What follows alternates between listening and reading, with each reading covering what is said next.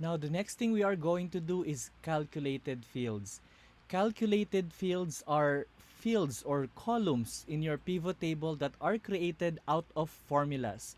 So let's say I'm going to start again with this raw data that we have. I'm going to insert pivot table. As usual, you just have to decide if you want a new worksheet or an existing worksheet. Click OK, and now you have this.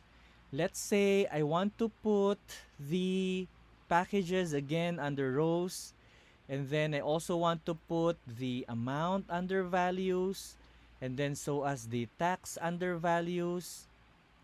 And then we also want to add, let's say, the salesperson under package. So we have something like this.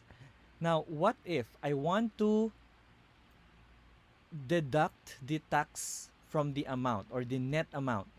I want to deduct the amount less taxes and produce it as another column in my pivot table.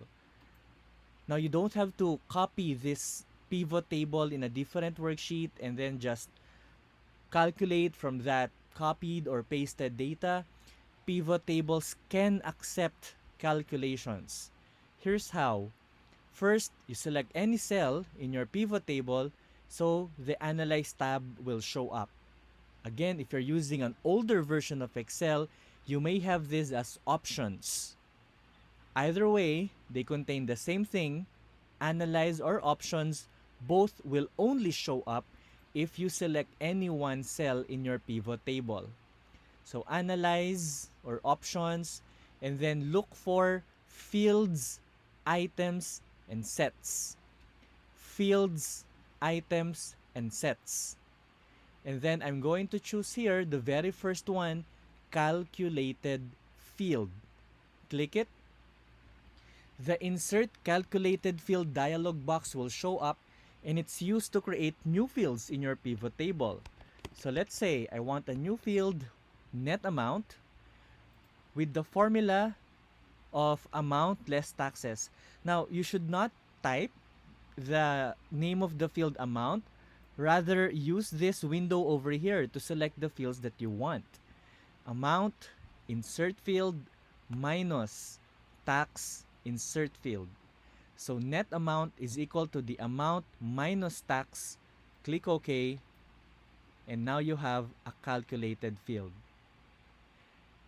Again, that's done using Analyze, Calculations, if it's compressed window like this, but sometimes you may also get fields, items, and sets directly on your ribbon tab.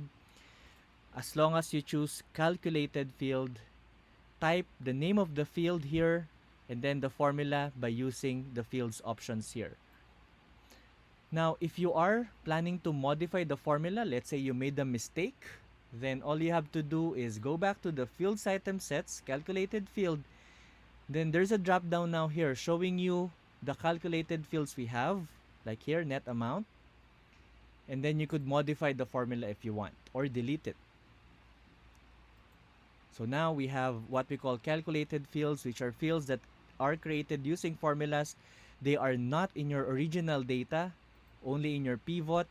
They could even stand alone on their own. So for example, I could remove amount.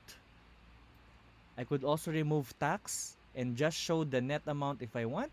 That's fine.